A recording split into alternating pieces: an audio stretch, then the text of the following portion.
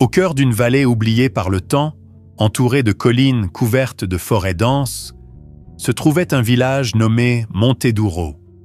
Peu de gens osaient s'y aventurer, car une brume éternelle enveloppait la région, comme un voile séparant cet endroit du reste du monde. Les rares habitants qui y vivaient encore portaient le poids d'une légende terrifiante, transmise de génération en génération. Quand le soleil disparaissait derrière les montagnes et que l'obscurité tombait, les villageois fermaient portes et fenêtres, récitant des prières pour éloigner le mal. On racontait que lors des nuits de pleine lune, une créature massive aux yeux brillants rôdait dans le village, laissant derrière elle des traces de destruction et de peur. Ils l'appelaient le loup de minuit. Personne ne savait vraiment s'il s'agissait d'une bête sauvage ou de quelque chose de plus sinistre. Mais une chose était certaine. Ceux qui croisaient en son chemin ne revenaient presque jamais pour raconter leur histoire. Les récits variaient. Certains disaient entendre des pas lourds dans la brume. D'autres apercevaient des ombres se déplacer rapidement entre les arbres. Mais tous les récits avaient un point commun. Un hurlement long et glaçant qui annonçait la présence du loup. Pour les villageois, ce son incarnait la terreur, une menace qui glaçait leur sang. Si vous êtes curieux de découvrir comment cette légende se déroule et que vous voulez suivre l'histoire jusqu'à la fin, abonnez-vous à la chaîne et activez la cloche pour ne rien manquer. C'était une nuit comme les autres à Monteduro. Le ciel était clair et la pleine lune brillait intensément, baignant les montagnes d'une lumière argentée. Le silence régnait, interrompu seulement par le bruissement des feuilles dans le vent. Et puis, le son arriva.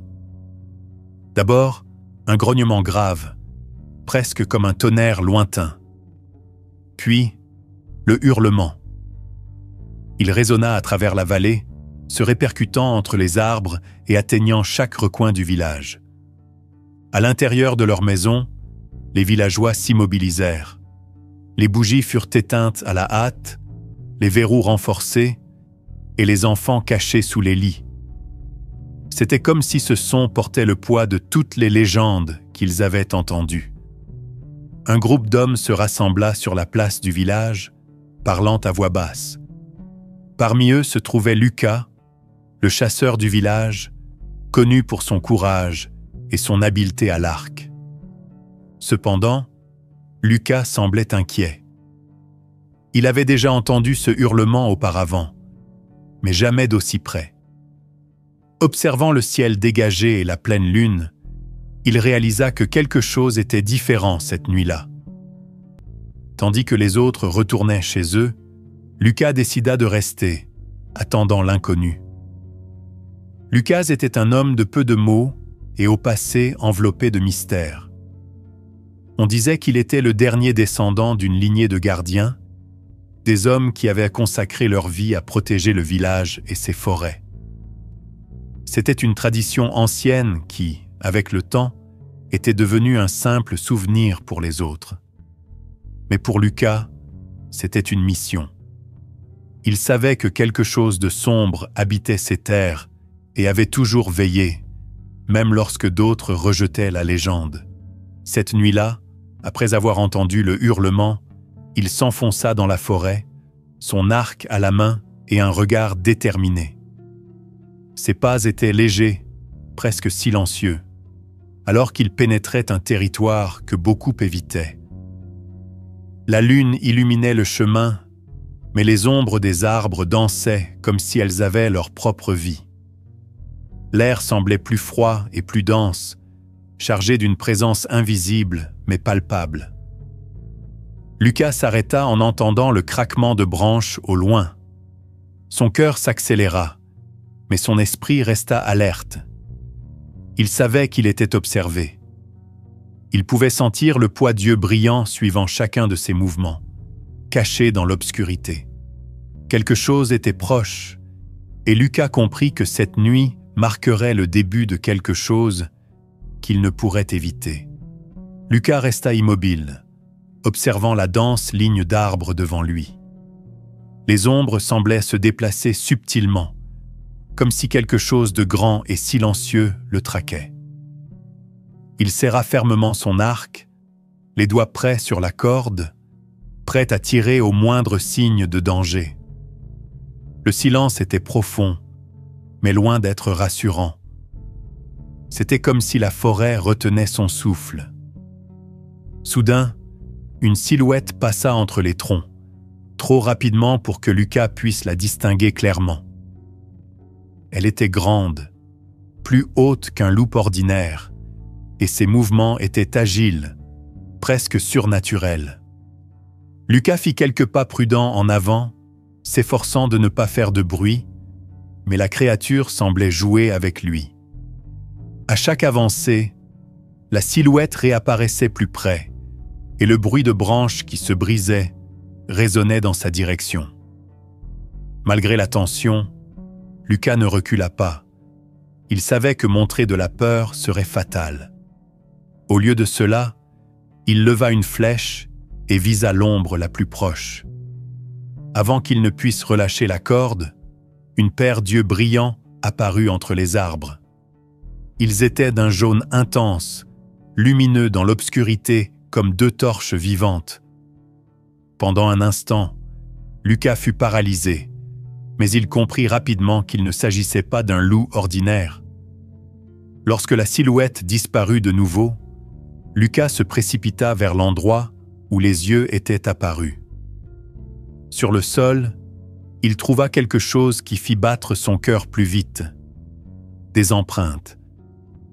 Mais elles n'étaient pas celles d'un loup ordinaire. Elles étaient plus grandes, beaucoup plus profondes, et leur forme était étrange, avec des griffes longues qui semblaient avoir labouré légèrement la terre. Il s'accroupit pour les examiner de plus près et remarqua quelque chose d'encore plus inhabituel. Autour des empreintes, la végétation était flétrie, comme si la présence de la créature avait empoisonné le sol. Lucas ne pouvait pas expliquer cela, mais il savait que c'était un signe clair que le loup de minuit n'était pas une simple bête. Il faisait face à quelque chose de bien plus dangereux. Alors qu'il analysait les marques, un son grave et guttural atteignit ses oreilles. Ce n'était pas exactement un hurlement, mais plutôt un grognement prolongé, profond et menaçant. C'était comme si la forêt elle-même était vivante, tentant de l'avertir de rebrousser chemin. Mais Lucas ne céderait pas si facilement.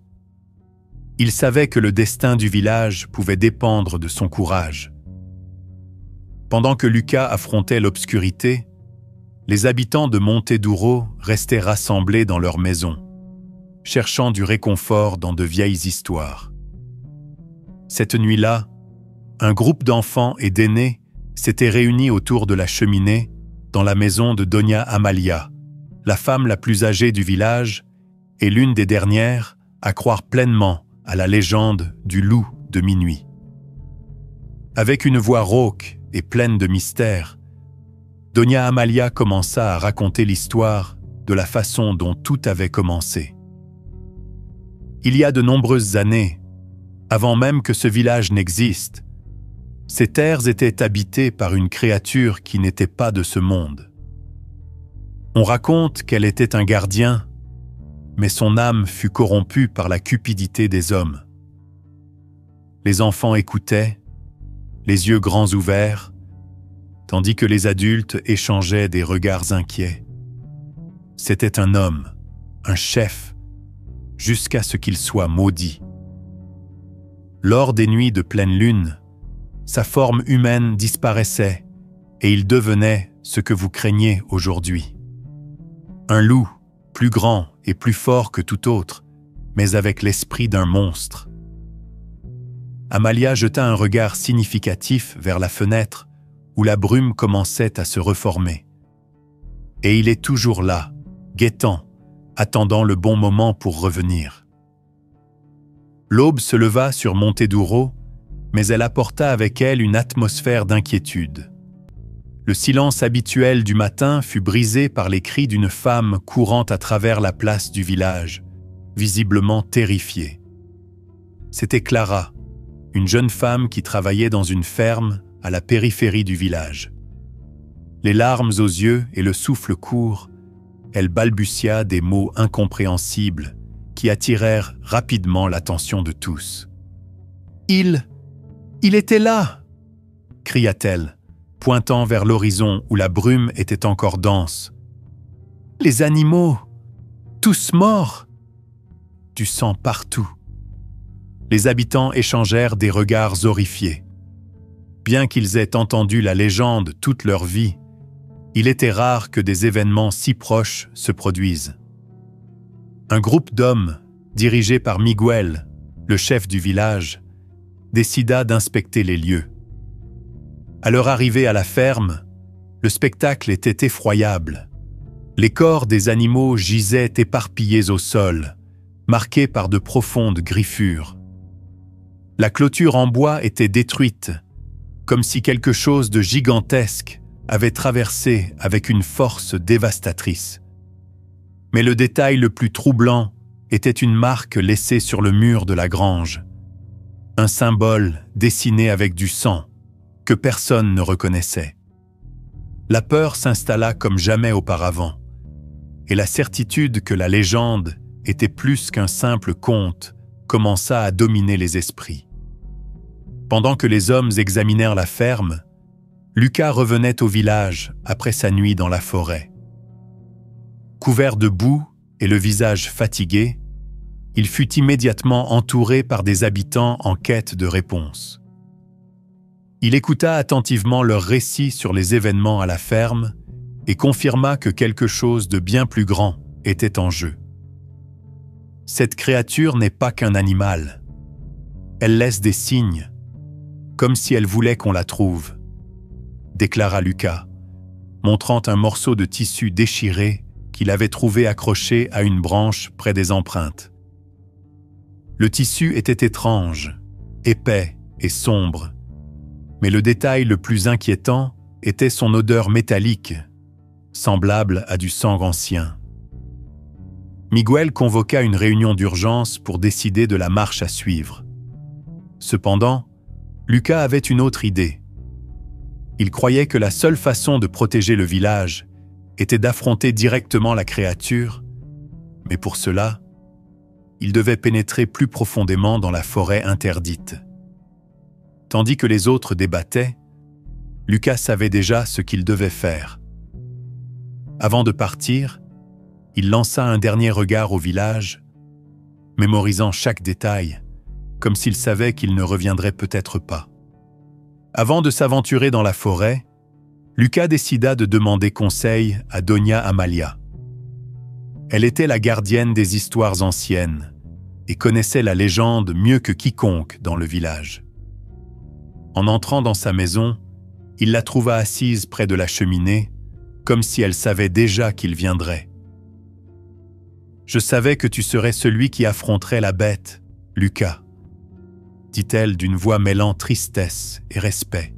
« Mais la force physique ne suffira pas. Il y a quelque chose que tu dois savoir. » Amalia sortit un petit amulette en argent d'un tiroir ancien et la tendit à Lucas. L'amulette avait un design complexe qui semblait palpiter faiblement à la lumière du feu. Cette amulette appartenait au premier gardien qui a affronté le loup. Elle contient une énergie capable d'affaiblir la créature, mais elle ne fonctionnera que si tu ne succombes pas à la peur. Le loup de minuit se nourrit de la terreur, Lucas. Ne le laisse pas te dominer. Lucas accepta l'amulette et la remercia, bien qu'au fond de lui, il savait que le défi qui l'attendait serait plus grand qu'il ne pouvait l'imaginer. Lucas avançait plus profondément dans la forêt, guidé par une intuition qui semblait s'intensifier à chaque pas. L'amulette autour de son cou semblait accentuer ses sens, pulsant légèrement comme pour le prévenir de quelque chose de proche. Après des heures de marche, il atteignit un endroit qu'il n'avait jamais vu auparavant. Une clairière entourée d'arbres noueux, avec une pierre massive au centre, recouverte de mousse et d'inscriptions anciennes. Il s'approcha prudemment, écartant la mousse avec ses mains pour révéler ce qui y était gravé. Les symboles étaient complexes, formant un motif circulaire entouré de runes. Au centre se trouvait le même design que celui de l'amulette que Doña Amalia lui avait donnée. Lucas passa ses doigts sur les gravures, tentant d'en comprendre le sens, mais les dessins semblaient presque vivants, comme s'il l'observait en retour. Soudain, une rafale de vent glacé traversa la clairière, faisant craquer sinistrement les arbres. La pierre commença à émettre une faible lueur argentée, et Lucas sentit qu'il n'était plus seul. Le son de pas lointains devint plus clair, mais ces pas n'étaient pas humains. Il comprit que cette pierre n'était pas un simple marqueur. C'était un portail, un lien entre le monde des vivants et quelque chose de bien plus sombre. Alors que Lucas tentait de comprendre le sens de la pierre, son esprit fut envahi par des visions. C'était comme si l'amulette elle-même projetait d'anciennes mémoires directement dans sa conscience. Il vit un village semblable à Monteduro, mais d'une époque très lointaine. Il vit un homme au visage sévère, vêtu comme un chef, être condamné pour sa cupidité et sa cruauté. Les habitants du village s'étaient unis pour maudire cet homme, invoquant des forces qu'ils ne comprenaient pas entièrement. Ils le transformèrent en quelque chose qui reflétait sa nature intérieure. Une bête avide de sang, condamnée à errer sur terre, jusqu'à ce que son âme trouve la rédemption. L'homme, devenu le loup, s'enfuit dans la forêt et sa malédiction devint une menace pour tous ceux qui osaient croiser son chemin. Quand la vision s'acheva, Lucas tomba à genoux, haletant. Il comprit alors que le loup de minuit n'était pas simplement une créature. C'était une âme torturée, piégée entre deux mondes, qui se nourrissait de la peur et des ténèbres dans le cœur des autres. Mais un message était clair dans la vision. La malédiction pouvait être brisée, bien que la solution soit aussi dangereuse que la créature elle-même. La nuit tomba rapidement sur la forêt, et Lucas sentit le poids de l'obscurité l'entourer. Il savait que le loup était proche, mais il continua à avancer, guidé par une intuition qui le conduisait plus profondément dans la forêt qu'il ne l'avait jamais été. La pleine lune jetait une lumière pâle, son éclat argenté créant des ombres qui semblèrent vivantes. Soudain, un hurlement assourdissant brisa le silence. Il était beaucoup plus proche que Lucas ne l'avait imaginé, et son corps tout entier se raidit. Une main sur l'amulette, l'autre sur son arc, il savait qu'une seule erreur pourrait lui coûter la vie. Le bruit de pas lourds et de branches qui craquaient devint de plus en plus fort, un signe indéniable que la créature se rapprochait. Enfin, Lucas la vit. Le loup émergea des ombres, immense et terrifiant. Ses yeux brillants brûlaient comme des braises, et ses crocs scintillaient sous la lumière de la lune. Mais à la surprise de Lucas, la créature n'attaqua pas immédiatement. Elle resta immobile, l'observant, comme si elle évaluait l'homme qui se trouvait devant elle. Le moment était chargé de tension, et Lucas comprit que le véritable affrontement était sur le point de commencer. Le silence entre Lucas et le loup de minuit était comme une corde tendue, prête à se rompre. Les yeux brillants de la créature semblaient percer l'âme de Lucas, évaluant son courage, sa peur et peut-être quelque chose de plus. Lucas tenait son arc prêt, mais il sentait que tirer sans réfléchir serait une erreur fatale. Puis, le loup commença à avancer lentement, grognant faiblement. Chaque pas était calculé, comme s'il testait les limites de Lucas, La tension était insupportable. Soudain, la créature poussa un hurlement puissant. Ce n'était pas qu'un simple son. Il transportait une énergie presque surnaturelle qui résonnait à travers les arbres et secouait Lucas jusqu'à son cœur. L'écho du hurlement semblait porter d'autres sons, des cris lointains, faibles mais remplis d'agonie. Lucas resta figé un moment, jusqu'à ce qu'il comprenne que ces cris ne provenaient pas de l'extérieur, mais de son esprit. Il comprit alors ce que Doña Amalia avait voulu dire en disant que le loup se nourrissait de peur. Chaque cri semblait être une manifestation des âmes qui avaient succombé à la créature. Serrant les dents, Lucas se promit de ne pas devenir la prochaine victime.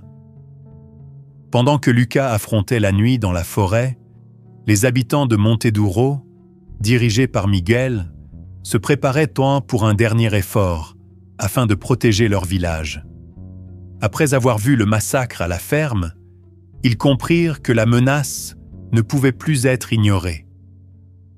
Malgré leur peur, un groupe d'hommes et de femmes, armés de torches, de couteaux et de vieux fusils, décida de s'aventurer dans la forêt pour aider Lucas. Parmi eux se trouvait Clara, qui insista pour participer après avoir perdu tous ses animaux. « Si nous continuons à attendre, il nous détruira un par un. Nous devons nous battre ensemble, déclara-t-elle en préparant une lance improvisée.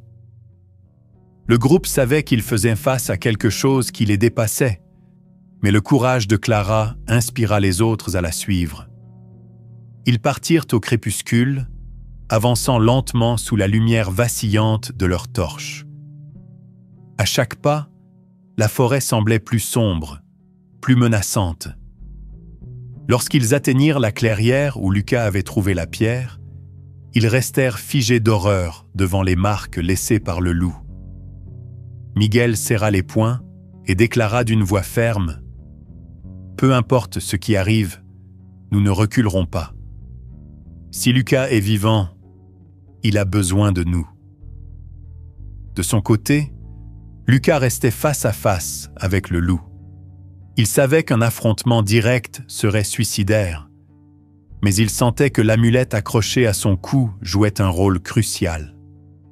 À chaque pas que faisait la créature, l'amulette semblait briller davantage, réagissant à sa présence. Dans un acte de bravoure, Lucas détacha l'amulette de son cou et la tendit vers le loup.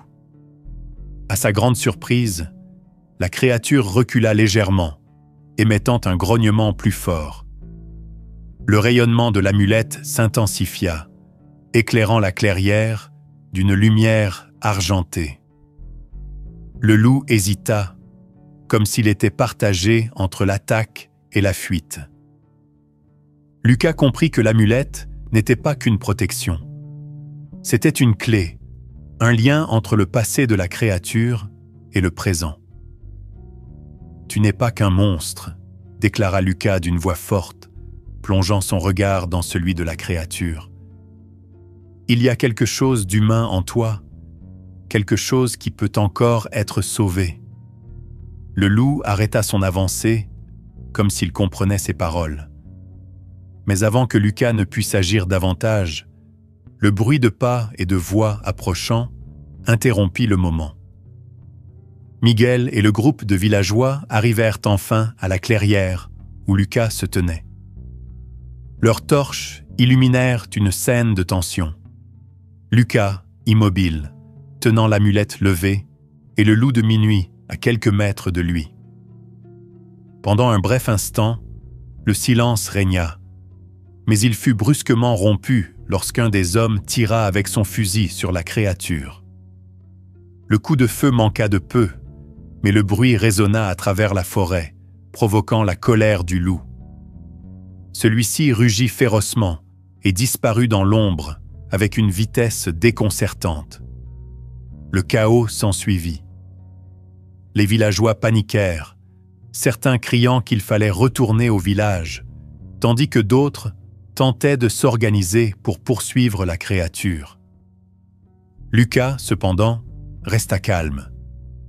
Il savait que le loup était tout près, utilisant les ténèbres de la forêt comme un labyrinthe pour semer la confusion et tendre une embuscade. « Ne vous séparez pas !»« C'est ce qu'il veut !» cria Lucas, essayant de maintenir le groupe ensemble. Mais la forêt semblait vivante, et les sons de pas rapides tout autour rendaient impossible de prédire d'où viendrait le prochain coup. Alors que les villageois tentaient de se regrouper, Lucas remarqua quelque chose qui fit courir un frisson le long de son échine. Le hurlement qui résonnait dans la forêt n'était plus unique. Désormais, plusieurs hurlements, provenant de différentes directions, s'élevaient dans la nuit.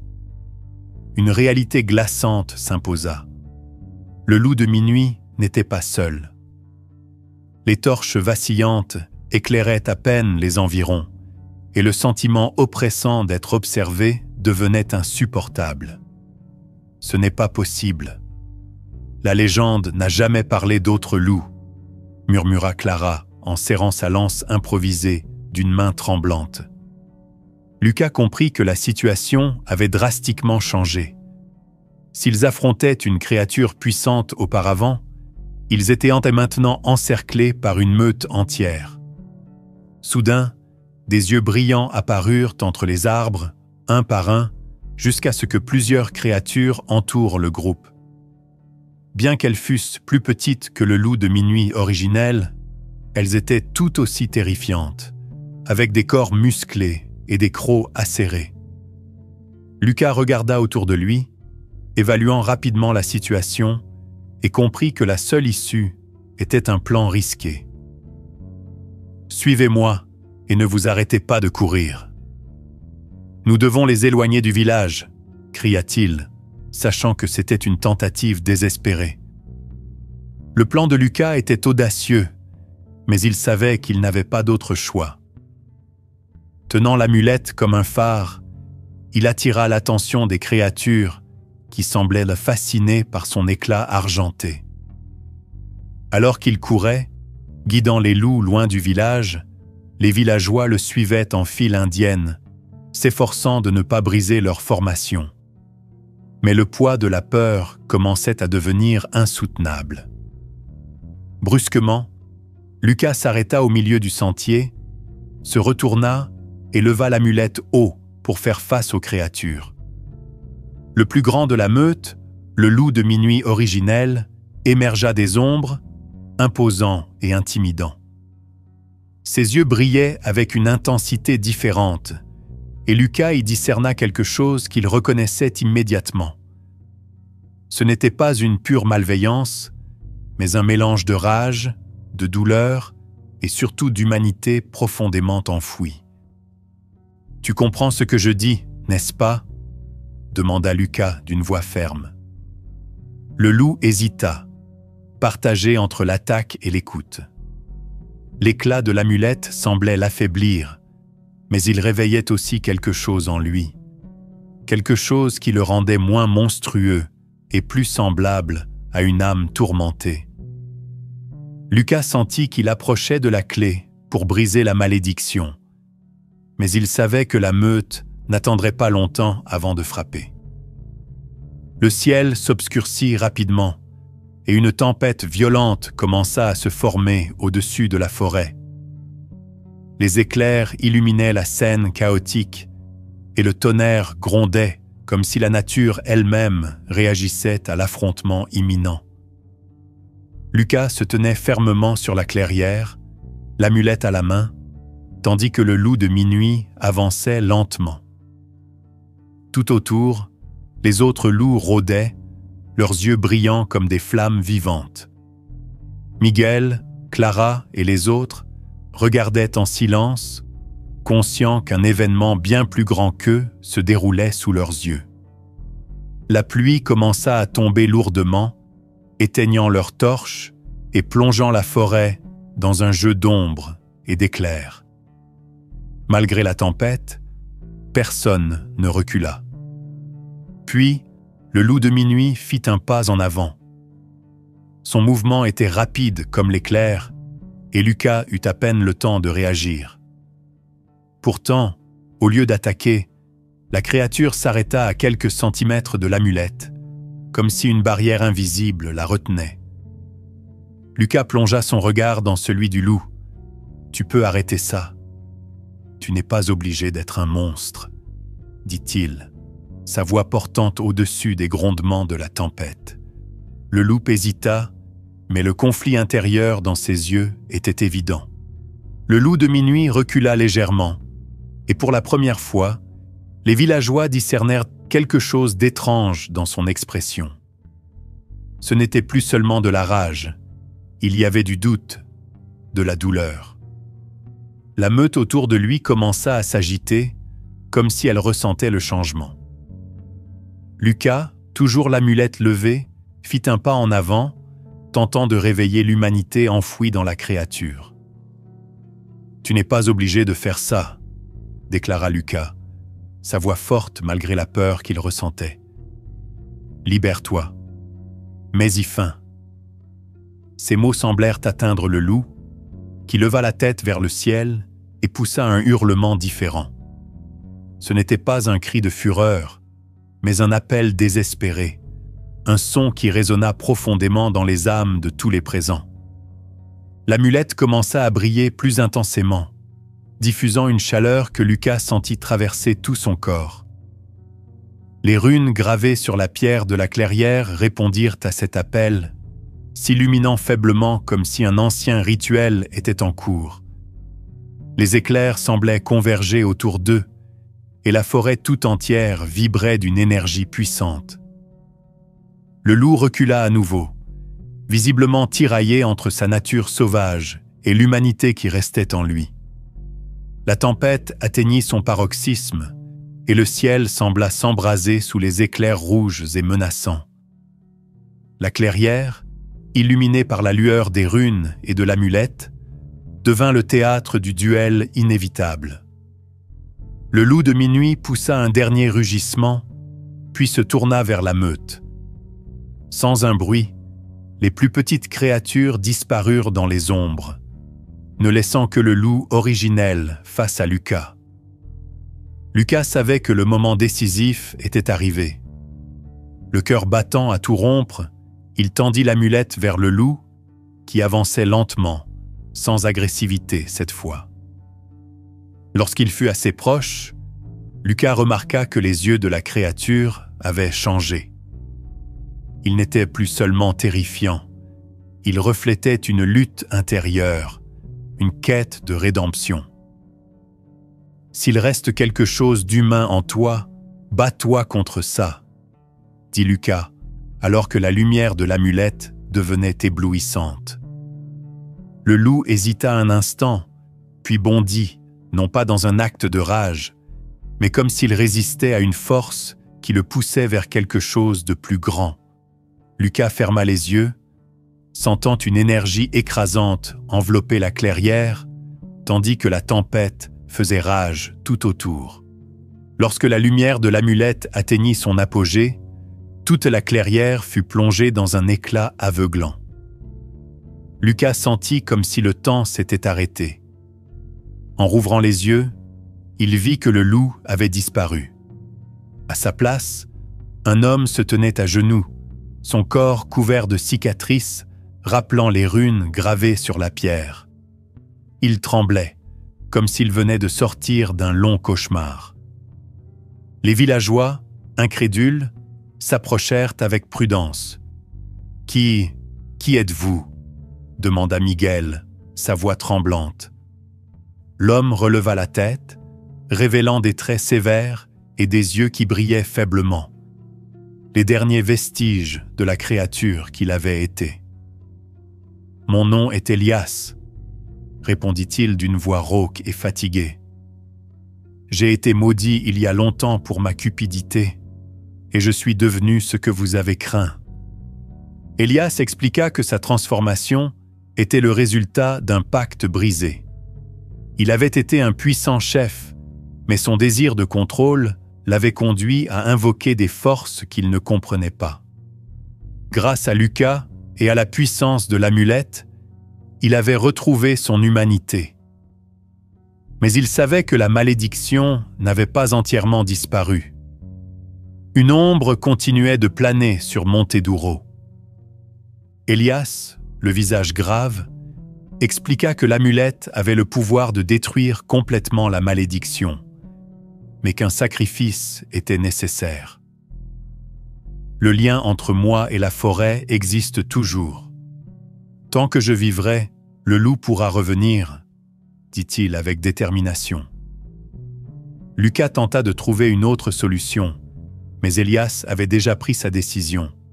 « J'ai causé trop de souffrance », continua Elias. Il prit l'amulette des mains de Lucas et se dirigea vers la pierre au centre de la clairière. Là, il s'agenouilla et commença à réciter des mots dans une langue ancienne. Les runes gravées sur la pierre se mirent à briller de nouveau, pulsant d'une énergie intense. Les villageois regardaient en silence, incapables de comprendre pleinement ce qui se déroulait sous leurs yeux.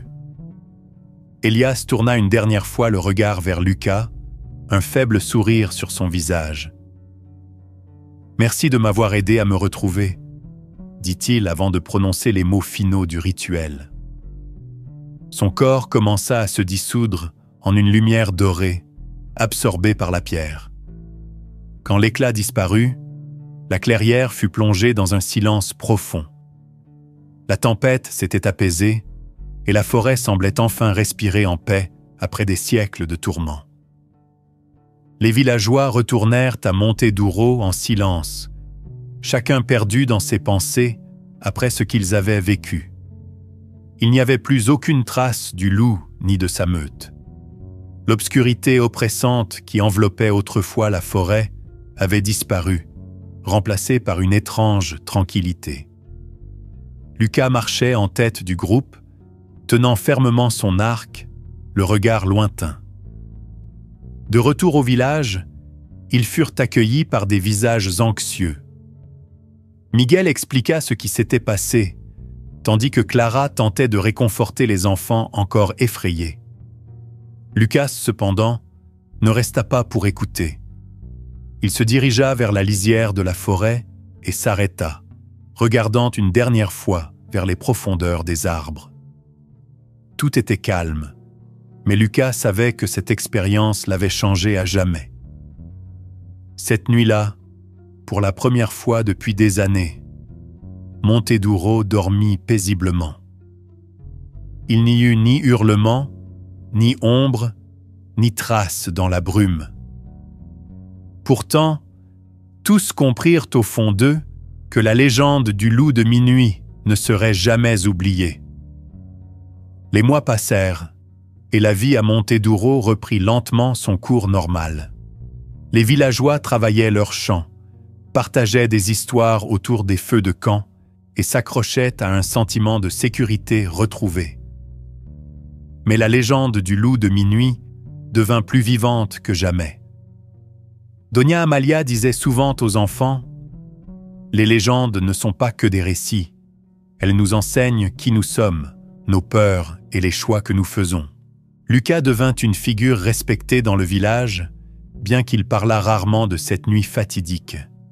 Il passait de longues heures dans la forêt, non pas comme chasseur, mais comme gardien, s'assurant que la paix perdurât. La pierre dans la clairière restait en place, ses runes désormais éteintes. Mais lors des nuits où la lumière de la lune la touchait, elle semblait briller faiblement, comme un rappel silencieux du sacrifice d'Elias. Même si le loup avait disparu, le sentiment qu'une force plus grande veillait encore sur Montedouro persistait. Peut-être que la légende était plus qu'un avertissement sur les dangers de la cupidité. Peut-être était-elle un rappel que, même dans les ombres les plus profondes, la rédemption est possible.